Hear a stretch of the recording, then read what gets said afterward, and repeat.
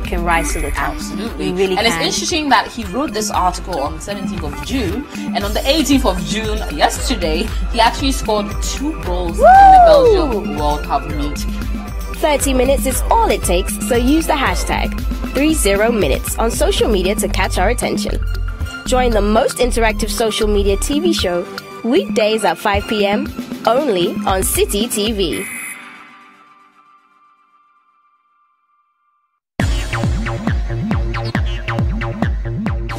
Live music, interviews, poetry, and more with your favorite personalities. Be our guest on Saturdays from 2 to 4 p.m. for the most exciting moments on TV.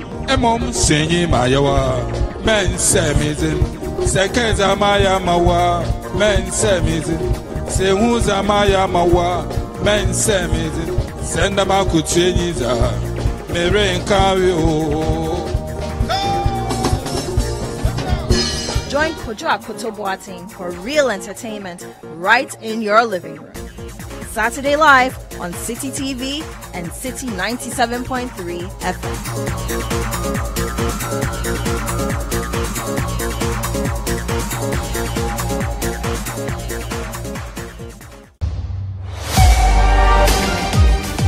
Wherever the weekend sporting action happens, we will bring it to you here on Scorecard. Every goal, every dunk, every punch, the winning strides, and the winning volleys.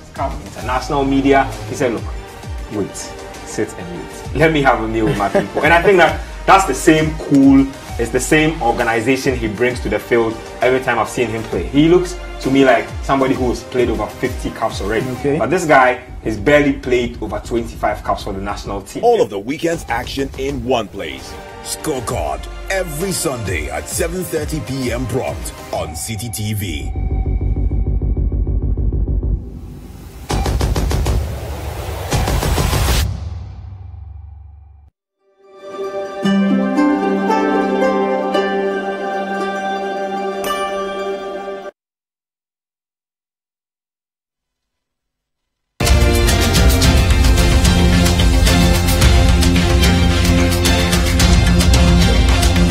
City TV every Monday and Wednesday at 9 p.m. My name is Bernard Avle. The Point of View focuses on the right issues. We bring you the right guests, ask them the relevant questions, and we definitely will get you some useful insights. And tonight we're celebrating the life of a Ghanaian icon, international figure who broke many glass ceilings, Kwesi Anning, who passed on Saturday morning. And tonight I'm privileged to have two interesting people to help us celebrate his legacy and remember his life. Don't go away.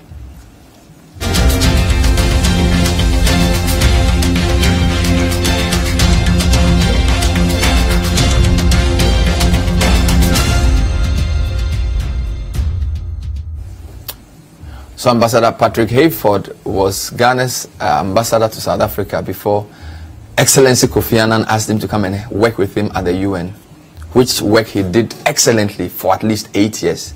He's my guest on the show tonight. And I also have Dr. Kwesi Anning, well-known figure here at City. He's an international relations and security expert.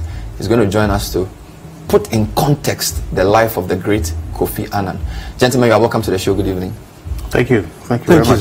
Thank you. And I need to add that both gentlemen went to the same secondary school as Kwesi Anning. They went to Infantsipim school, but they were not mates. And they were both junior to Kwesi Anning, but that's a different story. Let's start with a short report City FM's Ni Ama Ama put together on Kwesi Anning and what he stood for. Dear friends and colleagues, saying goodbye is never easy. I have spent most of my life working with the United Nations. In 2007, the late Kwesi Anning delivered this speech addressed to staff of the United Nations after bringing his 10-year tenure as Secretary General to an end. After leaving the UN, Mr. Anning set up the Kwesi Anning Foundation with its main focus on international development and peace. Now in its 10th year, the foundation has worked to promote global governance and champion the campaign for world peace. In 2008, he was appointed the Chancellor of the University of Ghana, Legon, by the University Council. Kwesi Anning was born in Kumasi in 1938. He received his early education at the Infantsperm School. After further studies, he joined the UN in 1962, working for the World Health Organization's Geneva office. He went on to work in several capacities at the UN headquarters, including serving as the Under-Secretary General for Peacekeeping between March 1992 and December 1996. Subsequently, he was appointed the Secretary General on 13 December 1996 by the Security Council and later confirmed by the General Assembly, making him the first office holder to be elected from the UN staff itself. Mr. Anning's death shocked many across the world. Back home in Ghana, President Akufo-Addo has directed that all flags fly at half-mast beginning today for 5 days. This is to honor Kofi Annan, who he described as a true Ghanaian. Government has announced that it is meeting with the family of the late Kofi Annan on how best to give him a befitting burial. Here is the Information Minister Designate, Kojo Opong Nkrumah. Today and tomorrow as well, we're engaging with the family, the state protocol, etc., engaging with the family so that we begin exploring how to ensure that we give them a befitting final farewell. A director at the UN Office of the Special Advisor on Africa, Patrick Hayford, who worked with Mr. Annan closely, says that he brought a lot of honor through his conduct at the UN. He raised the profile of Ghana, and by the dignity and the quiet effectiveness with which he executed his mandate, he did great honor to Ghana. General Secretary of the NDC, Johnson Asiedu Nketiah, has also eulogized the late Kofi Annan, highlighting the impact of his work. I can describe Kofi Annan as an outstanding, world-class citizen. And so that may be my fitting description for Kofi Annan. Because I wasn't aware of his ill health, I received the news with shock because I wasn't expecting that he would depart anytime soon. And upon sober reflection, I realized that the nation and indeed the world has lost an outstanding citizen. Kofi Annan has contributed so much to, peace in the world. Indeed, the nation has lost a true son of the land, and flying these flags at half-mast is only one of the ways we would continue to honor his memory. Reporting for City News from the Independence Square, my name is Niama Ama. And that was Niama Ama's report. I've been flipping through the international portals since morning, and the stories are amazing. Forbes has a story this morning that says, in memory of Kofi Annan, father of the modern corporate sustainability movement. The Daily Maverick in South Africa says, Kofi Annan, a man who cared for humanity. Now, there's a Chinese newspaper, China Plus. Xi sends condolences to UN chief on Kofi Annan's death. And then we heard from Iran, we heard from Russia, we've heard from the US. Every significant figure has spoken about Kofi Annan. But I'd like to have two men who knew him. Let me start with Ambassador Hayford. I need to say commiserations again because of the, of course, relationship you had with him. Just remind us, you worked with him from 1999 to 2005. Remind us a bit about your first encounter with Kofi Annan. Well, first of all, thank you very much for inviting me. This is a very sad time for us. We've lost a great statesman, an outstanding global citizen, a crusader for peace and for helping the least among us. And so it's a particularly painful time. I first met Mr. Kofi Annan in the early 1980s when I was a counselor in the Ghana mission to the UN. And he was at that time, I believe, head of one of the departments within the UN Secretariat in New York. I just met him at an informal gathering. I had heard a lot about him. He was a distinguished old boy of the same school I attended, but he was more than a decade ahead of me, so he had long left Infantsperm by the time I arrived there. But we all were aware of this distinguished Ghanaian gentleman who was a very senior person in the UN system even in those days. That's my first, I was struck by his humility and his very gracious manner, very courteous So manner. Even in the early 80s when you met him, there was something about him that said that this was a man Oh, you could see, yes, there was something, yes. You could see that this was a leader. This was even a leader. then? Even then, you could feel it. So when he called you in 1999 to come work with him, I'm sure that must have been... Oh, it was a great honor. At the time, I was High Commissioner of Ghana to South Africa. So I pleaded his indulgence that we needed to seek permission from President Rawlings. So he spoke with President Rawlings, and President Rawlings was very gracious and agreed for me to. And then I had to, of course, go through. You see, an example of Mr. Annan's meticulousness. He made sure I went through a credible, serious interview process with other viable candidates so that everything was completely above board. And fortunately, I was selected, and I had the great honor of working with him for 6 years. So you were 10 years or more his junior, and I'm sure you were a few years his junior. I'm talking about Infantipim first. Yes, Infantipim first. So you were behind him. For a couple of years. A couple of years. So just to your opening thoughts, Kofi Annan, your initial contact, if not even personally, but in terms of your first time you took cognizance of him? Well, the first time was when I served on the Global Council for the Responsibility to Protect and served on the World Economic Forum's Conflict Prevention Council.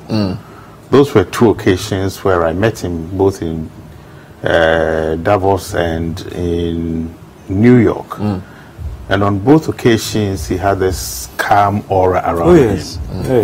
You know, a dignified aura, but also a man of steel. You know, you could, I mean, beneath that calmness and dignity is a man that, you know, you just got the impression you couldn't push him around. He was driven by his integrity, intellectual strength, and a demand or a desire to place humanity at the center of every decision that he made.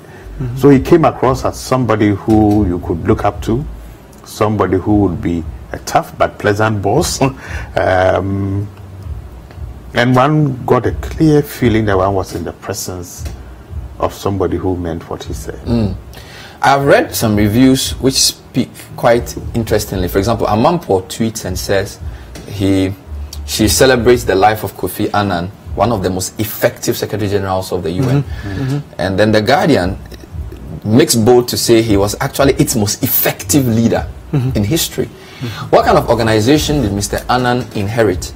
And what did he do there to generate such accolades? They are not just saying he was the first black, they are saying he was his most effective leader.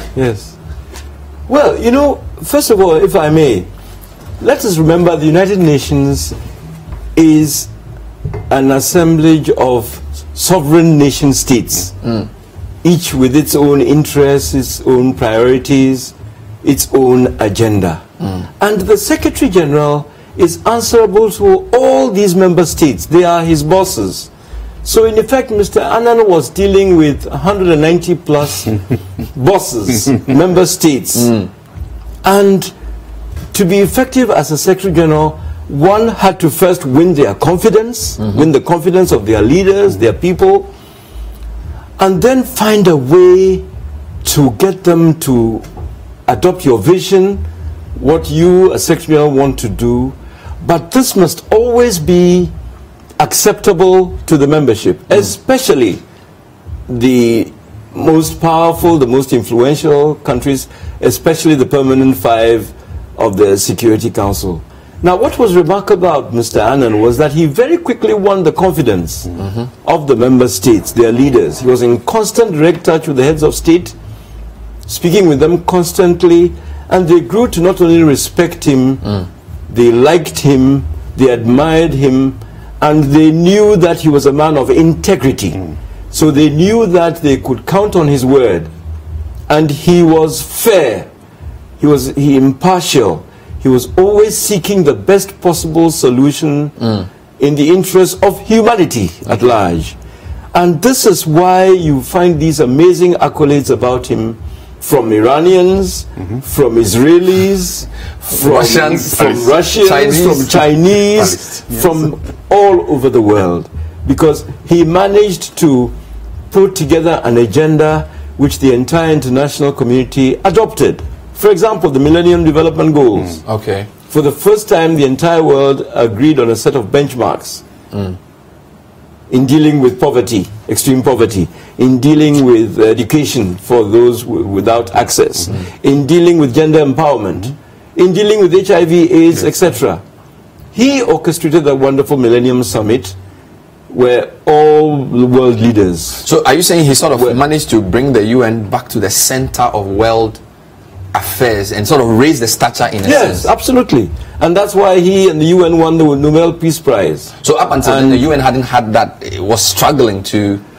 Well, you know, the UN had these various challenges. And one of the achievements of Mr. Annan was, as I said, winning the confidence of member states, getting them to work with him, in close harmony with him, to revive the UN, revitalize the UN as an institution, to pursue the elimination and the reduction and elimination of extreme poverty, and all these important other items, especially the quest for peace. Because remember, in the late 80s and early 90s, in the 1997 right through to the early 2000s, you had civil war in Sierra Leone, you had civil war in Liberia, you had civil war in the DRC, you had war in Angola, and there was war all over Africa. And he played a key role in carefully orchestrating international efforts to bring a resolution to these conflicts. Okay, Dr. Anning, talk to me about the UN and how it was perceived over the decades. Because, I mean, I know that it was founded after the Second World War. We didn't want any other war, world war. We've had many, many wars. I mean, has the UN done what it ought to do, if you look at the past 50, 60 years, and what Mr. Annan's contributions? Well, let me tag on to what Ambassador Hayford has just said, and your own introductory remarks about Kofi Annan being the most effective UN leader. The UN is made up of the sum total of member states, all sovereign states, with their national interests. The UN was established primarily, if you read the charter, to deal with issues of peace and security and stability, and of course all other things would then follow. One of the first Secretary Generals was Dag Hammarskjöld. He was the second. Tryggve Lie was the first, followed by Dag Hammarskjöld. Dag Hammarskjöld from Sweden might probably compete with Mr. Kofi Annan as one of the most effective in 6 Secretary Generals. He also became a Secretary General at a time when the Cold War was at its height, whereas Ambassador Hayford has earlier alluded to, African wars were raging, died in Ndola in Zambia trying to resolve the Congo crisis. But Mr. Hammarskjöld also put in place effective institutional processes and mechanisms that actually subsequent Secretary General, some of them failed to build on. If you remember, Claude Waldheim, for example, was eventually post his service as Secretary General actually indicted for war crimes. You know, so the UN has had a very checkered history. Yes. Mr. Boutros Ghali was booted out by the Americans because Madeleine Albright couldn't stand him in the same room. So by the time Mr. Annan took over, this was a fractured institution. The Big Five or the Permanent Five were flexing their muscle. You know, the G77 felt sidelined. So suddenly Mr. Annan was thrown into the middle of this potpourri of national power games, and he managed to steer the affairs of the UN in such a manner that even at the height of the U.S. desire to invade Iraq and the search for weapons of mass destruction, I remember very clearly when Mr. Annan came from one of those missions. All staff came down into the foyer to give a standing ovation, and almost unheard of, unparalleled respect for a serving Secretary General. He then moved on, apart from the MDGs, to write several reports. I would like to mention 3 of them relating to this continent. One was on child soldiers. The wars that Ambassador Hayford has referred to, Sierra Leone, Liberia, Angola, DRC, you know, legacies that we are still dealing with. He confronted the issues of mercenarism on this continent. Eventually dealt with the World Summit outcomes. The World Summit, you know, that came with issues of responsibility to protect. Yes. That the state, as member states, you have a responsibility to deliver social welfare goods and peace and security to your citizens. I want to find out, when he said that the Iraq war, the position it took, how risky was that? Because I see the UN still as you said, there's the permanent 5. The US is very strong, and the US can be quite the bully. So how significant was it? And since you were working with him, did he have any qualms at all about telling the Americans and the British that you were wrong on Iraq? Because it was a risk as well. As you say, he's an employee of the UN. And here you are saying, these two great world powers. You see, the issue is this. You are answerable to the member states, but you are also an international public servant. You are a global leader. You are, the Charter of the UN talks of we the people. So a skillful, effective Secretary General is one who is able to combine managing his relationship with the sovereign member states with his responsibility to the peoples of the world. Of his responsibility to be a strong moral voice, a voice for freedom, justice, for human rights, etc., etc. And the achievement of the superlative achievement of Mr. Kofi Annan was that he somehow managed to balance all these competing requirements of the job. And he put it all together and was able to win the confidence. I want to stress this. He had the full confidence of the leaders of the world. And then he managed to get them to work together to implement a specific agenda. And this is why he's remembered. And then he also had the confidence of the UN staff. He had built up a wonderful relationship with the staff over many decades. So many members of staff had a strong personal loyalty to him. Because of his decency, his humanity, his graciousness, his work ethic, his amazing work ethic. One of the most, one of the things I remember most about him, his amazing capacity to focus like a, give laser beam attention to one issue, drill down into it, give it total attention, and then immediately he's finished with that, move on to another one, and give that also full, undiluted attention. So it was quite extraordinary. And at the same time, he kept very calm, he didn't get angry, didn't raise his voice, treated all his staff with a certain really extraordinary level of graciousness. What did he make of the Nobel Peace Prize, 2001? He was surprised. It was a tumultuous year as well, because this was the year of 9/11. Yes. He was surprised? Yes, he was deeply gratified. He's a very humble man. He's a very humble man. Very self-assured, but also very gracious, very humble. So for him, it was a great honor. And he saw it in the context of his service to humanity and to the UN. So he was particularly pleased that the prize went to him and the UN together. We would actually show you a short clip of Mr. Kofi Annan receiving the Nobel Peace Prize. And as you said, he almost made it an award for everybody. Yes, that was the measure of even though it was his award. So he won this prize in 2001, which was a turning point in global history because of the idea of the war on terror had just come in. You say he was surprised by the award. He was surprised and deeply gratified, particularly by the award to the institution, because he's always conscious that the UN is made up of tens of thousands of people. Quite apart from the member states, the UN is made up of tens of thousands of people, often working in very difficult environments, often sacrificing, risking their lives. So he was deeply gratified that the service of these people in difficult parts of the world had been acknowledged by the prize.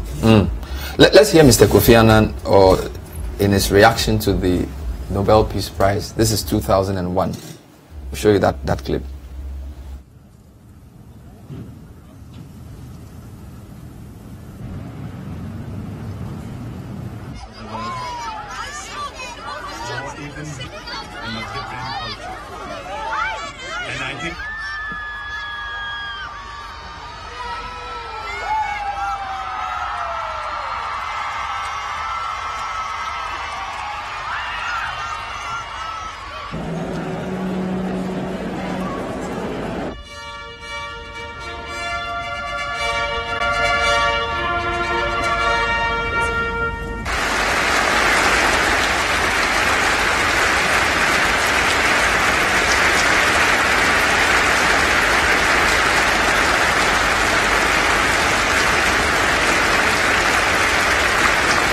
Svaret var å gi Sikkerhetsrådet en langt sterkere rolle enn det tilsvarende råd i Folkeforbundet.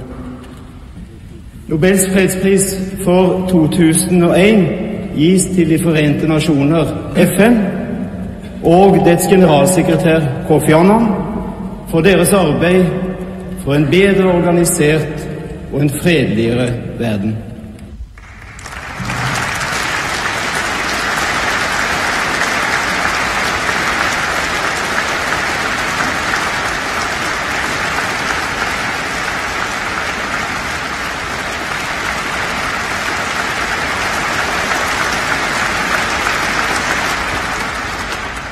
And the diploma.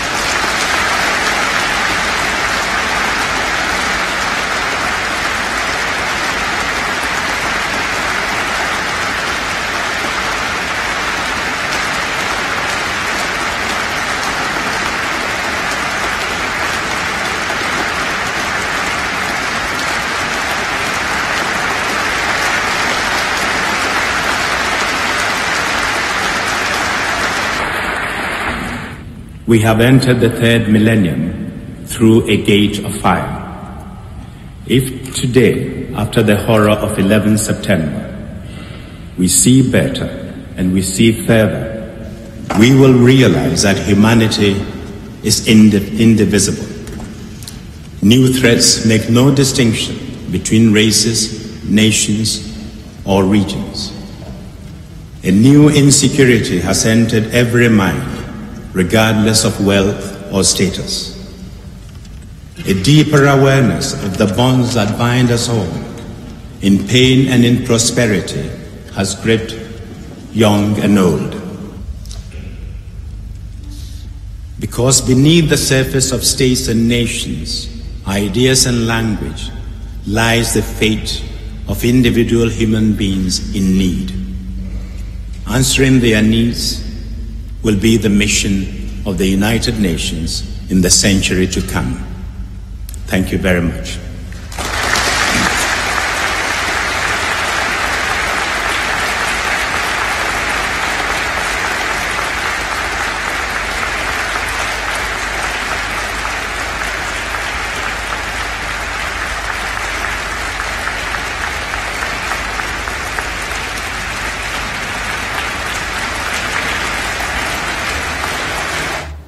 Was it me, or that speech was very short, and yet is that typical Kofi Annan style? Absolutely. You know, there's a saying, brevity is the soul of wit.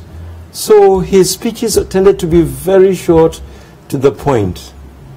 And you see, you notice that it was never about him. It was always about the task at hand. Wow. Especially the most vulnerable. How to help them, how to support them, how to mobilize those of us who are more fortunate to help our less fortunate brethren. This was always his agenda. It was never about him. That's part of the reason why the whole world is mourning him. Because he felt his responsibility was to look out for and to speak for those who didn't have a voice. But for a soft-spoken man, he was very effective. Yes. In his, I mean, who wrote his speeches?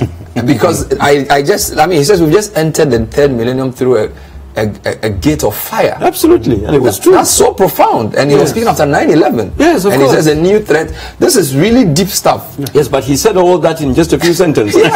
So I mean, did he write his speeches himself? Understood this. How did you guys go about?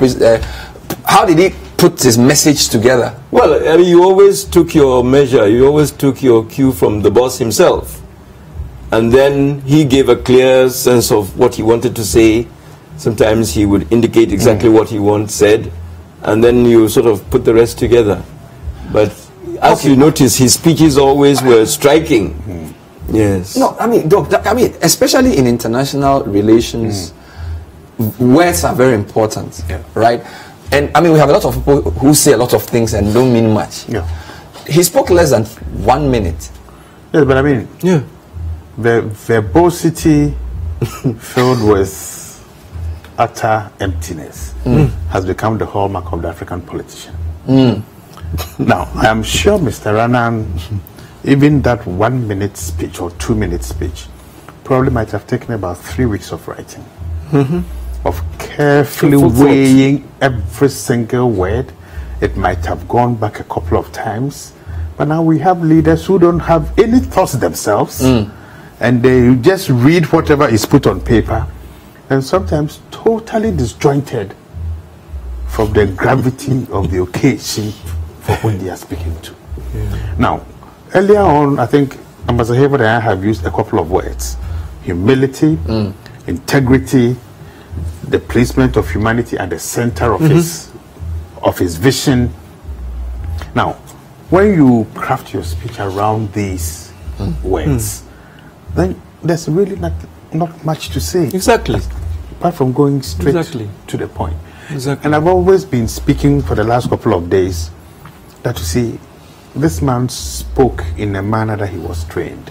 Simple words, direct, clear elocution, no false, what do you call it, inflections, because it is not the inflection, then the stylishness around the messaging that mattered. It was the content, the substance, the substance, and the substance was always about human beings. Absolutely. We'll take a short break on that thoughtful note and come back. My guests are Ambassador Patrick Hayford and Dr. Kwesi Anning. We're remembering the life of Kofi Annan. We'll try and examine whether Ghana really understands the size of the man and whether we've... I mean, it's an important question. And we'll read some of your comments as well. You can send us your views on the number we'll put on the screen. This is The Point of View. We're live on City TV. It's a special edition celebrating the life of Kofi Annan. Don't go away.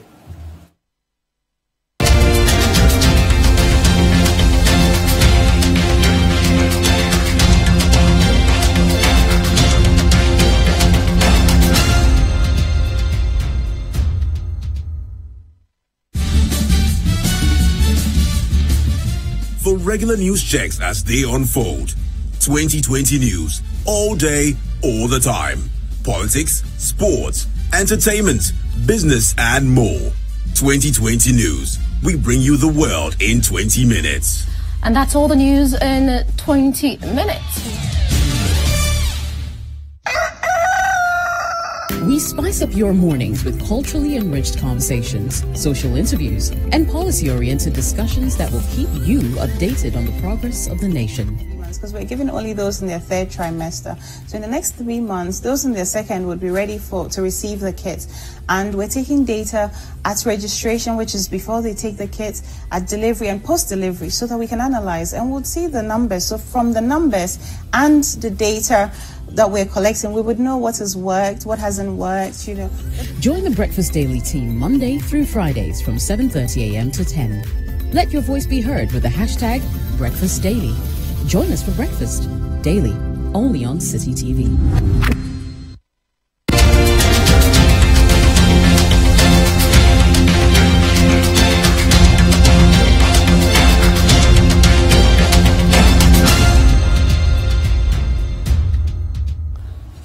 Welcome back. This is The Point of View. Let's read a few quick comments and then we'll take you into more speeches since we're enjoying the speeches. Professor Nina Kukwenu sent me a rather longish one and I'll read it. Kofi Annan's legacy ranges far.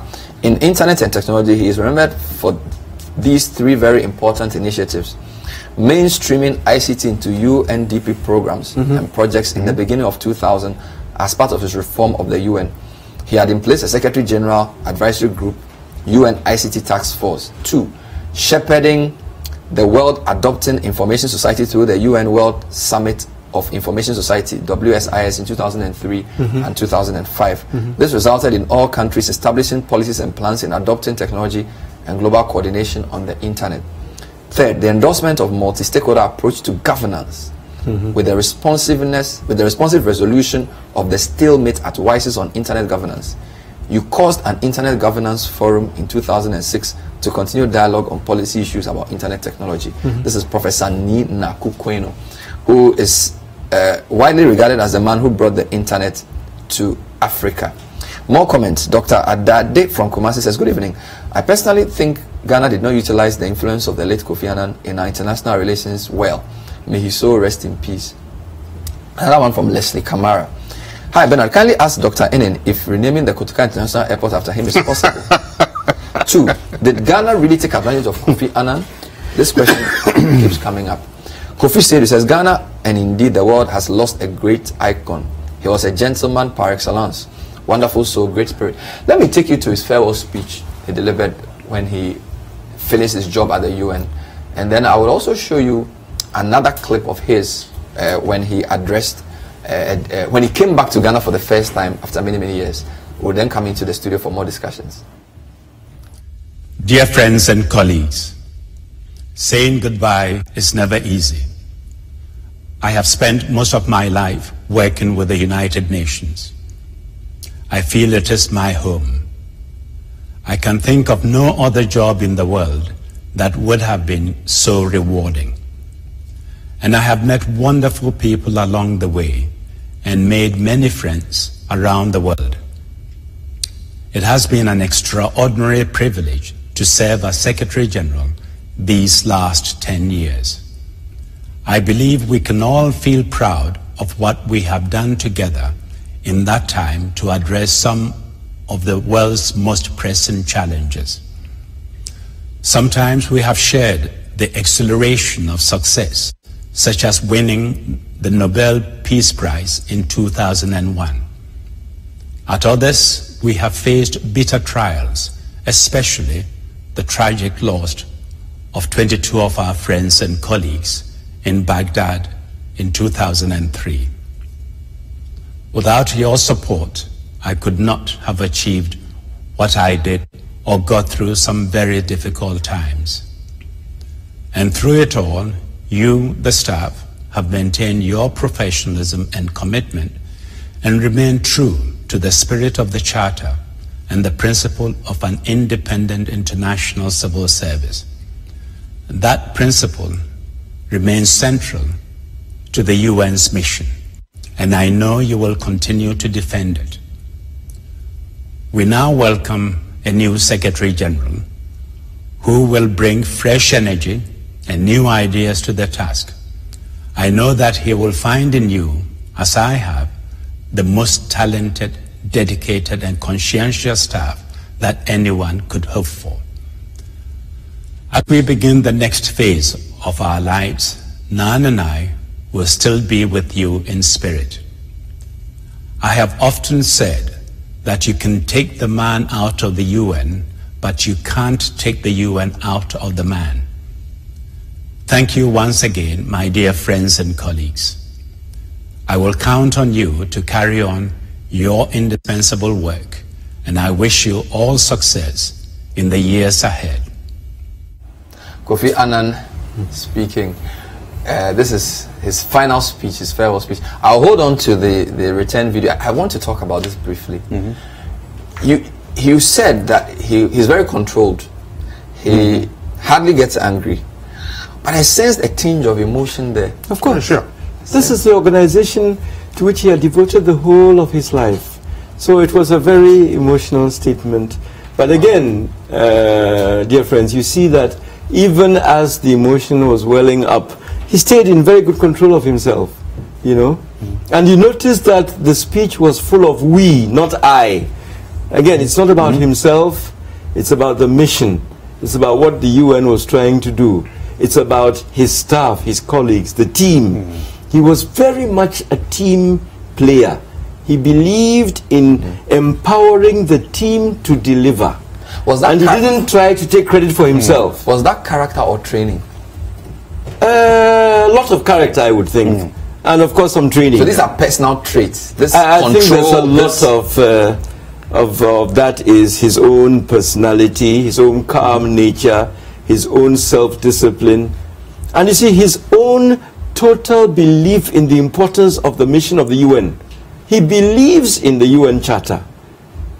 But that, sorry to say this, but that control and economy in word usage is very un-Ghanaian. I mean, we're un-Ghanaian politician. Yeah, I mean, maybe I'm too long. The Ghanaian chiefs don't really. Yeah, but we are very. No, they don't talk much. Yes. Except the political chiefs. Yes. Okay. But a truly genuine Ghanaian chief doesn't talk much. A family elder. Yes.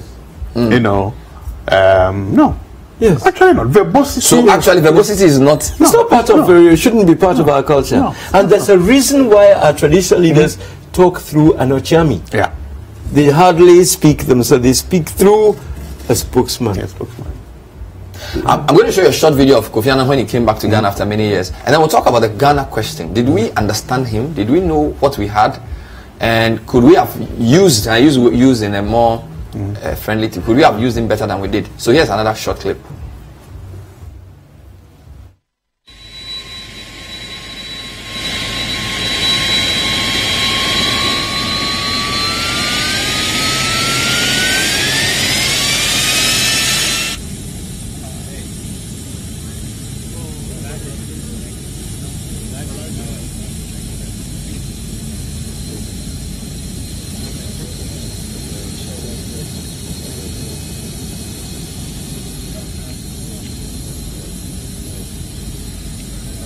Let me say how happy I am to be back home. And I would also want to thank President Rawlings, the government of Ghana, and the people of Ghana for the support I received throughout this appointment. It was not an easy process, rather complex, but I did get the support I needed.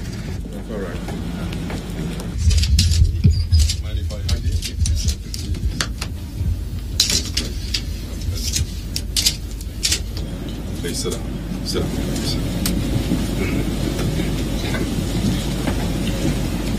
Yeah. Let me also take this opportunity, even though I've done so in the writing, to congratulate you for the honor that's been done not only to you, to Ghana, but to Africa for your emergence as our new Secretary General.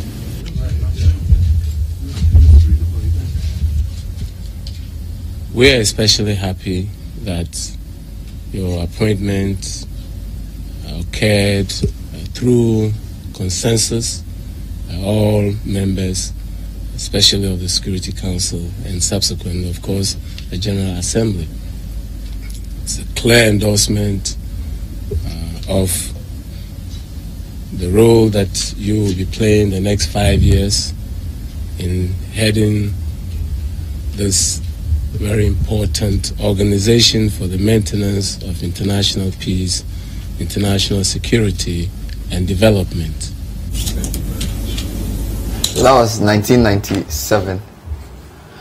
I mean, it's very interesting looking at that. Yeah. Ibn Chambers, Muhammad Idrisu, there was then Blavo, and then there was somebody else, Nathan Kwao. Oh yes. Wow. And Rawlings, you looked very humble and quiet. In his presence. So did Kofi Annan, did he have this, so when he's here, people have to behave in a way, right? No, I mean, as we kicked off this conversation, I mean, there was an aura around him. First, that calmed the tensions and reassured people. And because of that dignity that he brought to any occasion, yes, you had to sort of behave, to use your own words. But there's one thing about the clip that I really liked, that he flew home on Ghana Airways. Yes. Yes. Yes. Yes. You see, a Ghanaian having conquered the very heights of international diplomacy, coming home to report to to the government that nominated him and the country that trained him on a Ghanaian flight. Yes. Flying the national airline. Yes. You know, there are these symbolisms that sound very powerful. And there wasn't a crowd at the airport. It was a simple team of government officials. Imagine if he had been Secretary General in 2018. Well, I mean, the levels of societal indiscipline had not soldiers will go no, it struck me. It was just 8 people. Yeah, but those show the levels of political indiscipline, you know, in the last 15 or 20 years. Yeah. You know, and you can see from this clip the number of people who were there. Yeah. To how many people would have been there now. Okay. And it shows the way in which, in discussing his legacy, we can say, how did this man conquer the world? And how can we bring some of those values into the way we do our politics here? Our language, our demeanor, the way we use public office, whether we use it to serve humanity or we use it for individual pecuniary ends. So really, as we talk and celebrate him, I think we need to also think about the legacy. This is a country that hardly ever honors its people. I mean, the Kwame Nkrumah Mausoleum is an eyesore. Asomdwe Park is a total disgrace to us as Ghanaians. And that is where former president lies. A den for we smokers. A place where refuse is thrown. One of Africa's greatest scholars who became Prime Minister, Dr. Buzia. We don't celebrate him. Nobody knows about him. I mean, this is a man who bequeathed some of the most solid foundations of the rule of law and democracy. Okay, so my worry and my fear and the tinge of sadness that I feel even as we speak is that after the emotions win, then what? Do we forget? So, or as a nation, we say we need to start a process of gathering his papers, building on this legacy. Do you think Ghana as a country understood or understands his... of course, I saw Rawlings. Clearly, the government at the time knew the significance. High-powered government delegation and all of those things. But do you think the general population get... do they get the size of the man? If I may, gentlemen, I would first like to go back. I think the administration of former President Rawlings deserves recognition and credit for the support they gave to the candidature of Mr. Kofi Annan for Secretary General of the UN. They waged a very skillful, very effective campaign. It was not a done deal. It took some effort. And I think the administration of President Rawlings deserve real credit for the skillful manner in which they helped to orchestrate his accession to the post of Secretary General of the UN. Now, just a quick word on Kofi Annan and Ghana. You know, Mr. Annan had very strong Ghanaian roots. His father was a traditional ruler. He was born in Kumasi, grew up in Kumasi, went to Mfansipim. And he died at the age of 80, but practically 60 years of his life, almost, were spent living abroad. But he always kept in close touch with Ghana. He came home to Ghana, to his family, without fail, every year or every 18 months at the most. Wow. And when he came, he'd go to Kumasi, he'd go to, to reconnect with his roots, reconnect with his family. So he's very strongly rooted in his Ghanaian identity. And you notice, I like to always highlight this, the way he spoke English.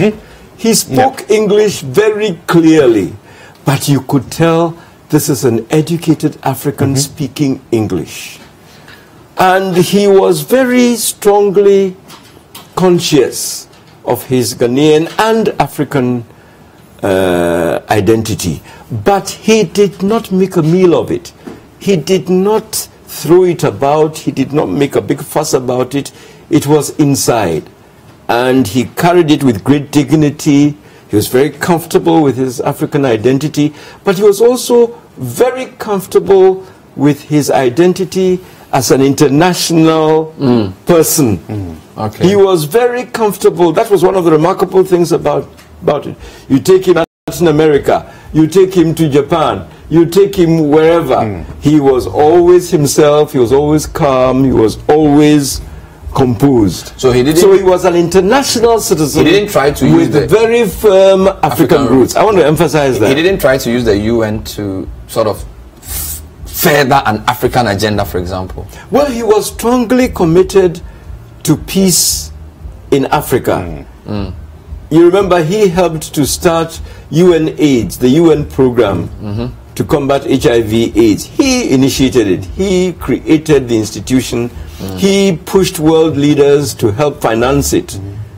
He set up the Alliance for Green Revolution in Africa because he noticed that Africa is the one major region of the world which had not undergone a green revolution. And he spent a great deal of his time as Secretary General dealing with African conflicts, helping to resolve the conflicts in Liberia, Sierra Leone, etc. So I just want to emphasize the depth and strength of his commitment to his continent. But the point is that he didn't make a fuss about it.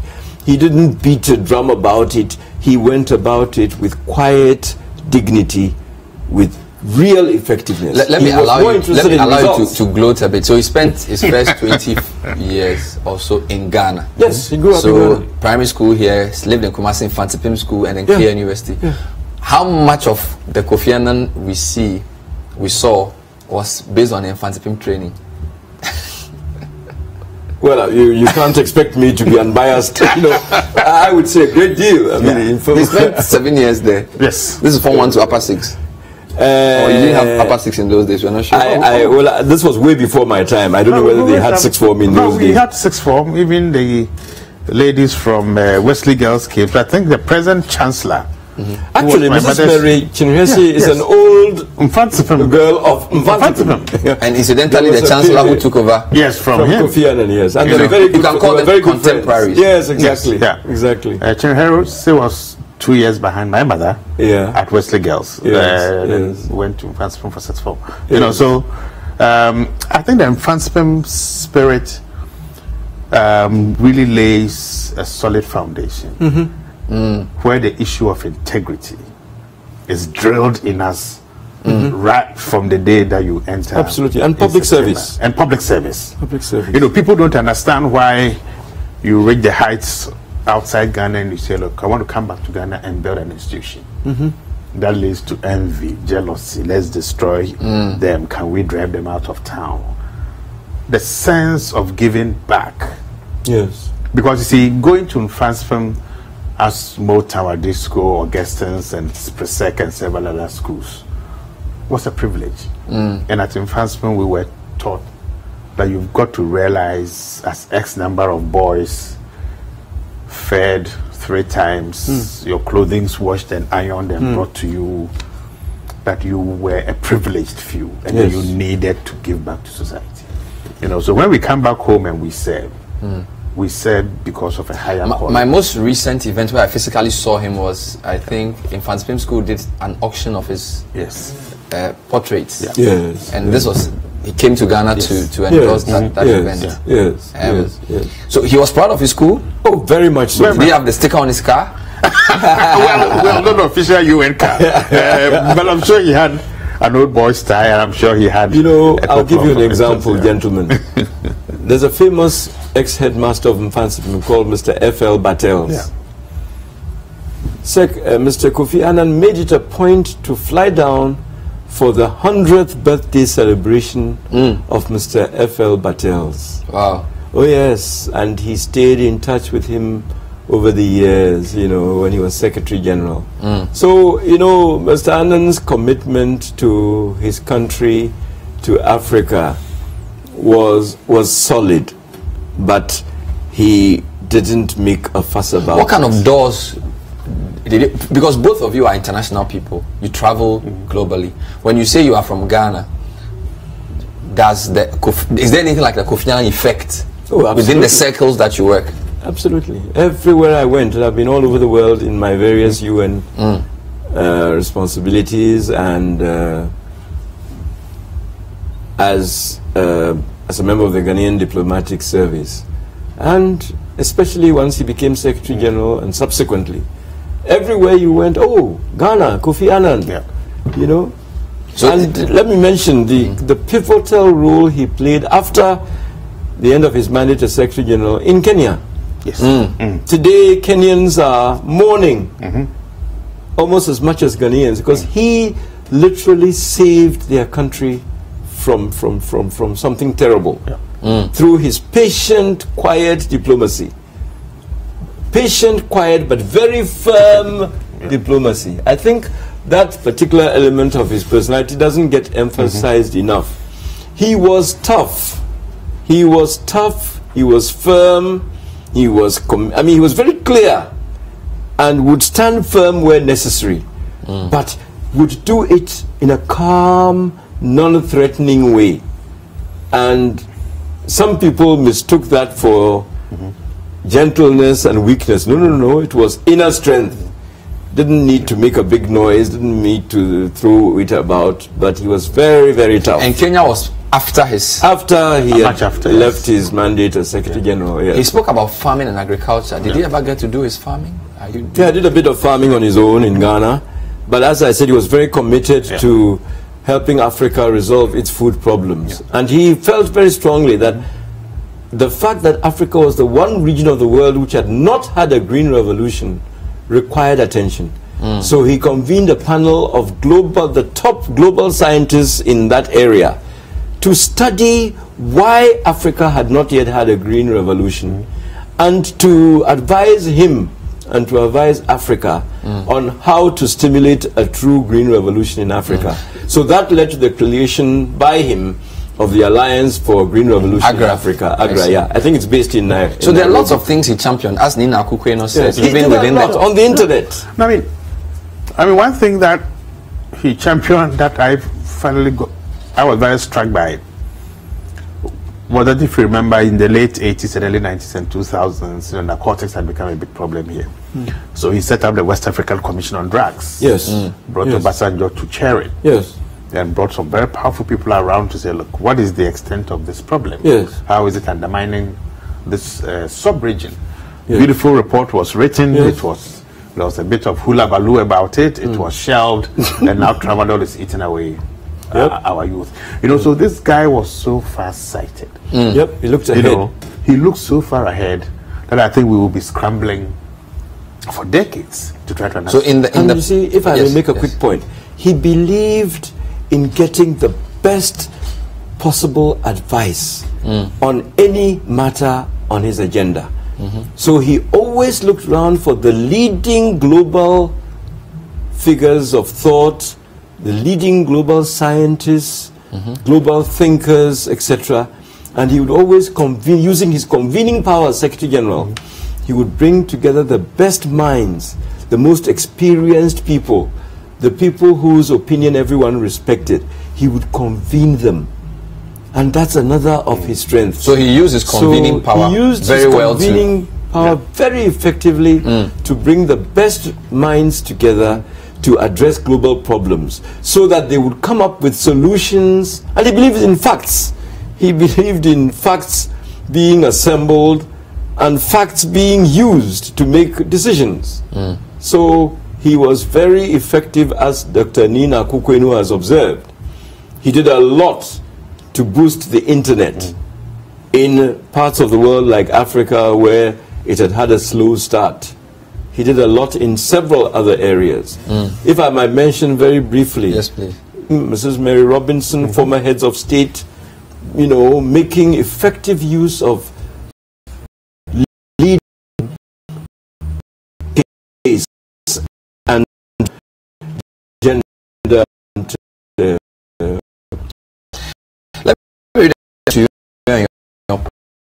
We are celebrating spoke with such humility and in intellect, void of innuendo. His demeanor and disposition in all situations depicts peace, a strong and controlled leadership. Most of our kind leaders lack these. Ego voice. What Mr.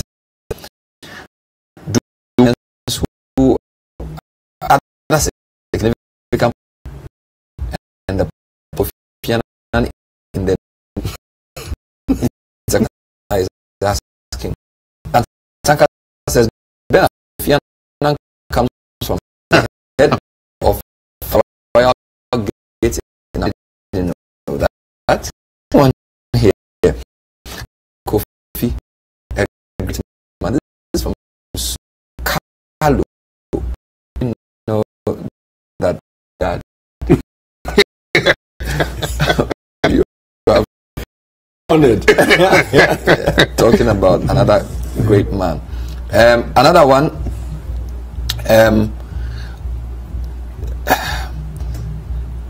I think, yes, I want to answer this question. He said, Dr. Dai says, I think Ghana did not utilize the influence of the late Annan in our international relations. May you so rest in peace.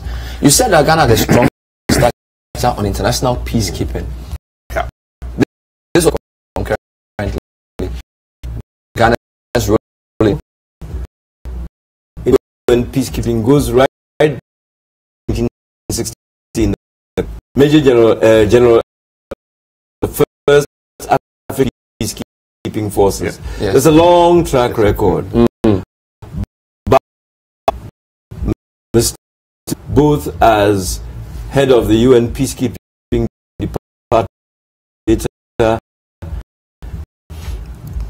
did a lot to boost Ghana. Final question. In Africa, where does he right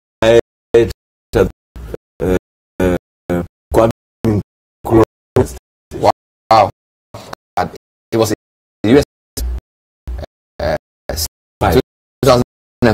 Of course, he was in the office as well. So, quick feet in peace. Thank you for watching.